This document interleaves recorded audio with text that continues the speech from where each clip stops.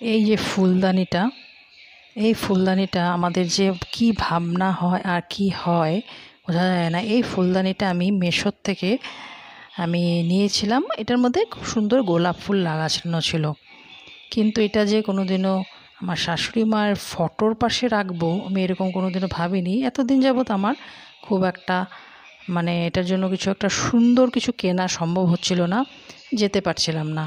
তো গত রোববারে যে গিয়েছিলাম একটি শপিং মলে, সেখান থেকেই আমি এটা কিনলাম। গোলাপ ফুলটা দেখে ভীষণই ভালো লাগছিল, আর এটার মধ্যে গোলাপ ফুলই খাটছে। খুব সুন্দর ফুলটা। তো আমার শাশুড়ি মায়ের এই ফটোটা এখানে রাখলে, কারণ উনি তো কথা বলতে পারতেন না, তো ওনার সাথে এমনই মনে হয় যে ঘরে এসে ঢোকার পর কখনো খালি ফিল হয় না, মনে হয় উনি বসেই আছেন ঘরের মধ্যে।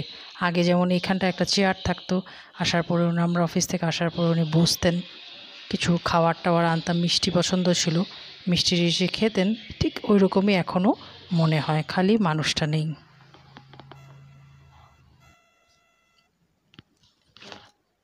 সেদিন এই পদ্ম ফুলটা এনেছিলাম সেন্টার টেবিলের জন্য সেই শপিং মল থেকেই, তো এগুলো আর দেখানো হয়নি। ঘরটাকে সুন্দর করে সাজিয়ে রাখলে খুবই ভালো লাগে। তো আজকের মতো ঘরটাকে আমি এখন এভাবেই মোটামুটি সাজাচ্ছি, আর একটু আস্তে আস্তে করে আমার কি ভালো লাগে, কোথাও কোথাও যাব, গিয়ে ঘর সাজাবো।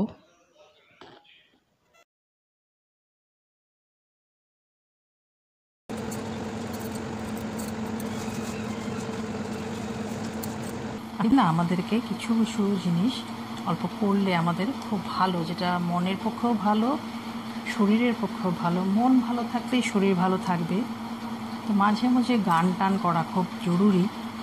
আমরা অনেক সময় কাজের ব্যস্ততায় এসব গান টান ভুলে গিয়েছি, কিন্তু যারা গানের সাথে জড়িত থাকে তাদের অনেক ফ্রাস্ট্রেশন লেভেল কমে যায়, আর সেটার থেকে অনেক কিছু শরীরের উপকার পাওয়া যায়। যেমন গান যারা ভালো করে করছে, তাদের রেগুলার করছে, তাদের ব্রিদিং এক্সারসাইজ একটা হয়ে যায়, সাথে তাদের বিপি কন্ট্রোলের জন্য একটা ভালো রাস্তা হয়ে যায়। তারপর মন তো প্রফুল্ল হয়, আর মন যখন প্রফুল্ল হয় তখন আমাদের মনের থেকে, ব্রেনের থেকে এন্ডোরফিন নামক একটি হরমোন রিলিজ হয়। এটা নিয়ে আমি আগেও একটা ভিডিও বানিয়েছিলাম। তো এই হরমোনটা যখন আমাদের রিলিজ হয়, তো এতে কি হয়, আমাদের মাইন্ড ফ্রেশ হয়ে যায়, বিপি কন্ট্রোল হয়ে যায়, আধা রোগ, ব্লাড প্রেশার আমাদের আধা রোগের কারণ হয়ে দাঁড়ায়। তো এইসব জিনিস যদি আমরা কন্ট্রোল করতে পারি, সেই জন্য না, যখনই একটু সময় পাওয়া যায়, কে কী ভাবলো দেখার দরকার নেই, একটু চেঁচিয়ে চেঁচিয়ে গান করে নেবেন। গানটা করলে ফ্রাস্ট্রেশন হয়, বের হয়, নিজের মনটাকে আনন্দিত করা যায়, আর ছোটোবেলার কিছু কিছু কথাও মনে পড়ে যায়। কালকের আমি ভিডিওটার মধ্যে আমি গান গেয়েছি, যদিও এখন আমার গলা একদমই ওঠে না, অনেক বছর যাবৎ গান টান এখন করি না, তো লাইনও মনে থাকে না। তো সেটার মধ্যেও যখন গানটা করেছি, হয়তো বা কিছু কিছু সময় আগের পুরনো কথাগুলো মনে পড়ে গেছে, আর সেটার থেকে অনেকটা মনের মধ্যে আনন্দ পাই।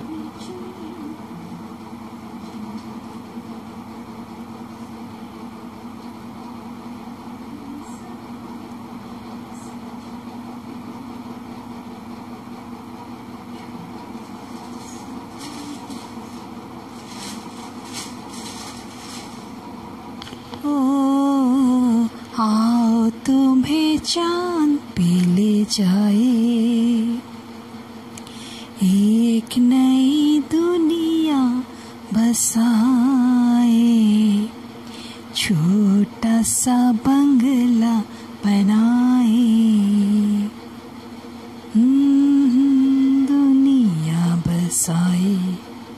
ओ आओ तुम्हें चांद पे ले जाए। অনেকে হয়তো ভাবতে পারেন আমি পাগল হয়ে গেছি।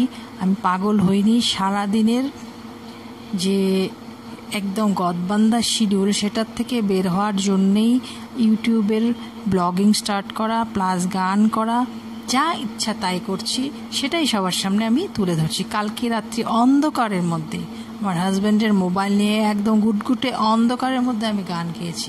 এটাও একটা পাগলামি, কিন্তু এটা করার পর আমার কি হয়েছে জানেন, মনটা একদম হালকা হয়ে গেছিলো। কিছু ভাল লাগে না, রোববার দিনটা যখন রাত্র হয়ে যায় না, আমাদের মনটা খারাপ হয়ে যায় ওয়ার্কিং মানুষদের।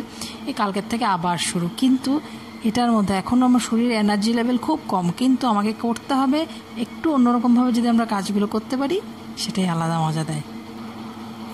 গাদা কাপড় তো ভাঁজ করলাম, কিন্তু কোথাও যাওয়ার সময় বা অফিস যাওয়ার সময় ড্রেস খুঁজে পাই না। তো এই ধরনের সমস্যা কার কার হয় বলো দেখি? আমার তো প্রায়ই হয়, উপর আছে নিচ নেই বা চুন্নি নেই। এ ধরনের সমস্যায় জর্জরিত থাকি। কোনো সময় সবাই দেখে থাকতে পারেন আমি একটা ড্রেস 2 দিন রিপিট করি, উপায় নেই। ওই মুহূর্তে আবার একটা আগা মাথা বার করা অসম্ভব হয়ে যায়। তো আমি আরও কিছু করছি কাজ, ভাত খাবো একটু পরে। কালকে এখানে বসেই অন্ধকারের মধ্যে আমি গানগুলো করেছিলাম। তো আজকে আমি এখান থেকে ব্লগটাকে শেষ করছি, কারণ এখন আমি ঘামছি। ফ্যান চালালে একটু সাউন্ড আসে, ব্যাকগ্রাউন্ড মিউজিকগুলো আসে। মাইক্রোফোনটা এই করে নিয়েছি আশেপাশের আওয়াজটা একটু যেন কম আসে, নইলে আমার মোবাইলে যথেষ্ট কভারেজ থাকে। তো আমি এখন ভাত খাবো আমরা। তো সবাইকে শুভরাত্রি। তো আমার ব্লগগুলো যদি ভালো লেগে থাকে, প্লিজ আমার ব্লগের সাথে থাকুন, আমার চ্যানেলের সাথে থাকুন। খুব একটা বেশি সময় দিতে পারছি না, চেষ্টা করব। শরীরটা আজকে একটু ভালো লাগছিল না, সেই জন্য আমার ইন্টারেস্ট আজকে একটু কম ছিল। তো আমি কিভাবে ঘর সাজিয়েছি, আগামী তো সাজাবো, এগুলো আমি সব শেয়ার করব ছোটোখাটো। নমস্কার সবাইকে। আজকে আমি সকাল থেকে একবারও আসিনি, কারণ সকালবেলা শিডিউলটা আমার পক্ষে ম্যানেজ করাটা খুবই প্রবলেমেটিক হয়ে যায়। মানে এত বিজি থাকি, রান্না বাড়ার, ঘর গোছানো। এখন আমি কাপড়, কালকে রোববার ছিল, কালকে কাপড় এত ভাঁজ করেছি, ধুয়েছি যে এগুলোকে ভাঁজ করার সময় কালকে আর হয়নি, এনার্জিও কুলাচ্ছিল না। আর সারাদিনের পরিশ্রমের পর আর ভাল লাগে না। তো আমি এখন কাপড়গুলো ভাঁজ করে নিই, তারপর আমি আবার আসছি। ছোটোখাটো অনেক জিনিস থাকে যেগুলো দিয়ে আমাদের ঘর সাজানো যায়, খুব সুন্দর করে সাজানো যায়। তো আমার সঙ্গে থাকুন, দেখতে পারবেন। ঘেমে একাকার।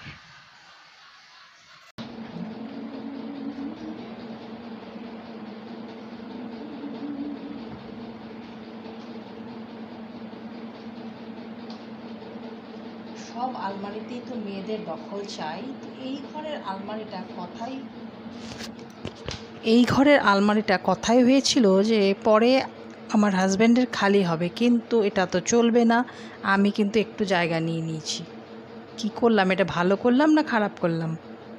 প্লিজ আমাকে কমেন্টস চাই এটার জন্যে। যে অর্ধাঙ্গিনীরা কিন্তু সব কিছুতে আধা আধা ভাগ, একটু ভাগ দিলে হবে না।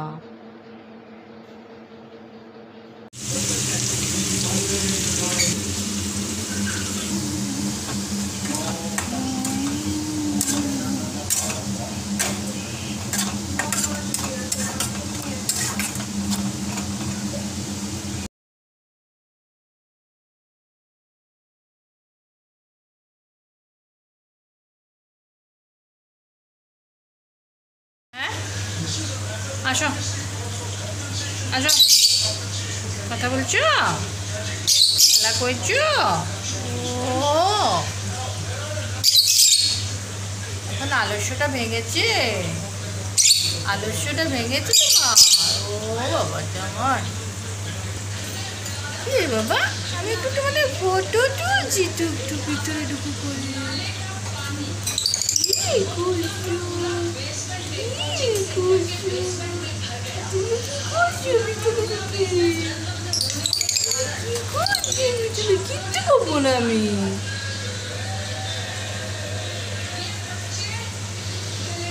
এই দেখো তোমরা,